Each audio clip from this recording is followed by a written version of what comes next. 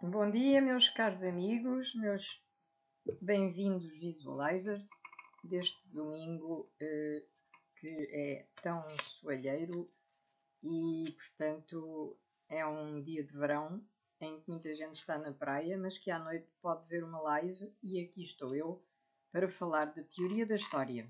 Então vou ler um texto sobre a teoria da história, que é um campo de estudos ligado à história. Entretanto, verifica-se nela a característica da interdisciplinaridade, podendo também se relacionar às ciências sociais, aos estudos culturais, à teoria literária e à filosofia.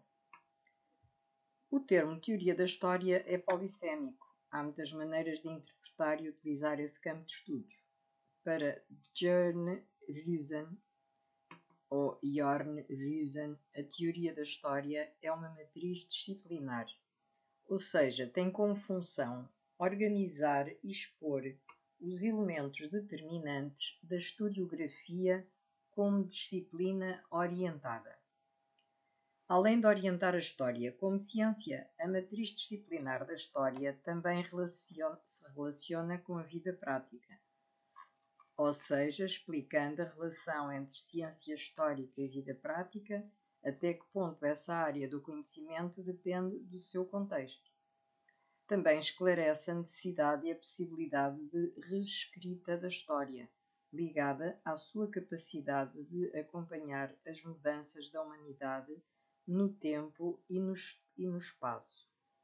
Para José de Assunção Barros, a teoria da história é um campo de estudos em que os historiadores podem discutir a respeito das visões sobre a história.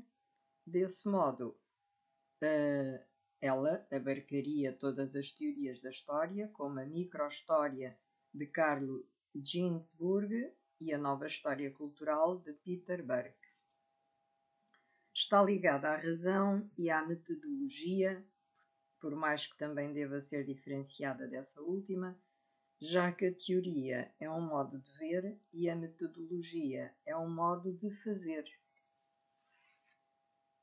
De modo geral, pode-se dividir a teoria da história em três compreensões diferentes do termo, sendo uma teoria do conhecimento produzida por historiadores, pensada como uma filosofia da história e uma teoria pontual da história. E, portanto, a teoria da história como teoria do conhecimento é um dos modos de se entender a teoria da história, que é um campo que reflete sobre o conhecimento histórico, ou seja, como os historiadores investigam, escrevem e divulgam a história. Michel de Certeau, por exemplo, é um dos historiadores que pesquisa sobre o ofício da historiografia. Para entender a sua concepção teórica do fazer história, um dos conceitos fundamentais é o de lugar social, que é caracterizado por relacionar o historiador com a sua posição institucional e a sua relação com a sociedade. A prática é a parte técnica do fazer história, quando o historiador transforma os documentos em algo com significado. A escrita é a concretização da pesquisa histórica, que também dá sentido à narrativa histórica. Segundo Certeau, em conjunto, essas três partes formam a operação historiográfica. A teoria da história, para Rüsen, tem a função de organizar e estudar os componentes da história como ciência. A teoria da história possuiria ligação tanto com a ciência histórica quanto com a vida prática, e dentro dessas esferas comportam-se 5 fatores complementares. Para a vida prática, interesses e funções. Para a ciência especializada, ideias, métodos e formas. Todos esses fatores coexistem na historiografia. A primeira dimensão da história são os interesses, que vêm de uma necessidade das pessoas de se localizar no tempo, na vida cotidiana. A segunda orientação seria a organização dessa relação com o tempo, que foi despertada pelo interesse, a qual chamamos de ideias. É nesse estágio que o passado aparece como história, já que as ideias podem formar modelos de interpretação.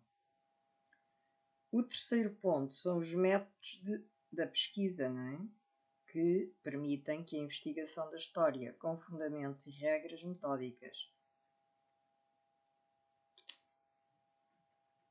A quarta dimensão serão as formas de apresentação que correspondem à estética e à retórica na história.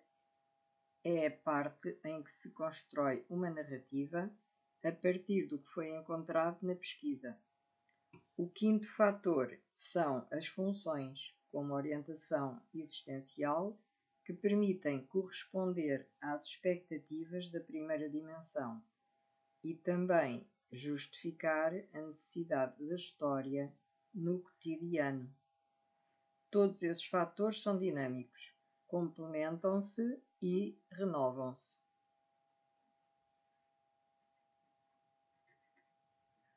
O teórico Hermann Pohl também é um exemplo de como pensar a teoria da história como teoria do conhecimento. Pohl opta por chamar a teoria da história de teoria histórica, a fim de resolver a possível ambiguidade que o termo história traz. A teoria histórica teria a função de examinar o que o pensamento e o conhecimento histórico é de forma semelhante, aliás, ao Reason, e concordando com o autor, Pohl também define o que seriam as dimensões do pensar historicamente: epistémica, moral, política, estética e material. Quanto à teoria da história e à filosofia da história, possuem várias questões em comum, como a própria natureza da história e seu processo de escrita. Para alguns autores, como José de Assunção Barros, apesar das continuidades entre os campos, é imprescindível que seja estabelecida uma diferença entre ambas as áreas.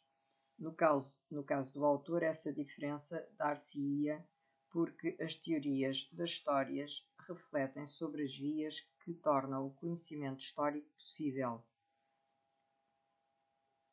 especialmente aquele relacionado às pretensões científicas, como o método. Já as filosofias da história estariam mais preocupadas com a história enquanto processo, buscando decifrar o sentido por trás do desenvolvimento da humanidade. Assim, para Barros, pensar filosoficamente sobre a história é diferente de pensar teoricamente sobre a história. O autor ainda ressalta que há algumas filosofias da história que se propõem a pensar teoricamente sobre a história, como é o caso de Paul Ricoeur. Portanto, a sua filosofia será mais nesse sentido. Quanto a Heinz Heller, é também um historiador que fala sobre a relação entre a filosofia da história e a teoria da história. Portanto, esta autora, aliás, Heinz é uma autora. Para esta autora, mesmo as contribuições positivas da filosofia da história são substituíveis pela teoria da história, como a busca pelo sentido da existência histórica. Para Hermann Pohl, essa recusa à filosofia da história é exposta no cerne da tradicional divisão entre filosofia especulativa da história e filosofia analítica da história, a primeira dizendo respeito ao estudo filosófico da história enquanto processo e a segunda da história enquanto área de conhecimento, sendo essa última a versão aceite da filosofia da história. Entretanto, para o autor, após as contribuições do Metahistória de 1973 de Aidan White, essa divisão é colocada em dúvida. Pohl sugere que, para superar esse problema, se adote o termo teoria histórica, que comporte os diferentes modos de se pensar teoricamente a história, incluindo filósofos, teóricos e historiadores. Quanto a Nancy Partner, tenta solucionar essa relação entre teoria e filosofia através da própria ambiguidade do termo história, sendo a teoria responsável pela história enquanto conhecimento e a filosofia responsável pela história enquanto o curso da humanidade no tempo e no espaço. Os teóricos da história têm uma teoria da história? Zultan Bildizar Simon alega que tanto a posição de Paul quanto a de Partner têm como princípio a negociação do conceito de história, teoria e filosofia, que pode trazer muitas dúvidas justamente pelo histórico que as palavras e divisões contêm. Simon prefere chamar o campo de estudos de teoria e filosofia da história, por julgar que assim há mais inclusão das áreas. E, portanto, é isto. Por teorias pontuais da história também se entende uma forma de ver e interpretar um fenómeno específico da história. Ela pode sustentar-se a partir de conceitos e categorias e também ser um instrumento para o trabalho do historiador. Portanto, isto quanto às teorias pontuais da história. Carlo Ginzburg, historiador italiano, concebeu a ideia de circularidade cultural que questiona a divisão entre cultura erudita e cultura popular. A teoria de Ginzburg alega que tanto a elite quanto a população de extrato mais baixo acessava a cultura de outros estratos sociais e refazia conforme as suas condições. Reinhard Kiesleck, pensando na relação que os indivíduos têm com o tempo, criou as categorias de espaço, de experiência e horizonte de expectativa. A primeira categoria diz respeito ao modo como o ser humano se relaciona com o passado, que é mantido por uma série de valores, práticas, costumes e ideias. É um presente que dá outros significados ao passado. A segunda categoria é uma ideia de futuro possível, que seja ela agradável ou não, que também se relaciona com o presente. Esses campos não são opostos, eles retroalimentam-se no presente. Também podemos citar o exemplo de Michel Foucault, com a sua teoria de microfísica do poder, que consiste em ver o poder não como um contrato de opressão, onde uma das partes detém o poder. Para Foucault, o poder é exercido, só exige enquanto ação. Dessa forma, o poder não existe enquanto uma instituição jurídica ou económica, mas sim enquanto configuração social, modos de se relacionar.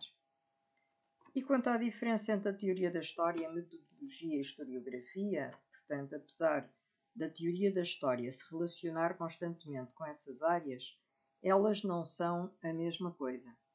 A metodologia da história ou metodologia histórica pode ser definida por modos e práticas de como submeter o documento histórico à análise e à crítica. Em contrapartida da teoria da história, a metodologia indica como acessar o conhecimento histórico,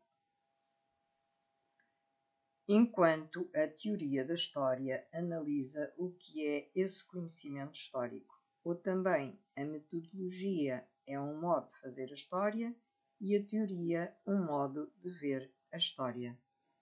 E como este assunto é bastante complexo e profundo, por hoje ficamos por aqui e desejo um resto de bom dia para todos, ou bom domingo, e um bom almoço e que, portanto, tenham um dia muito feliz. Muito boa tarde.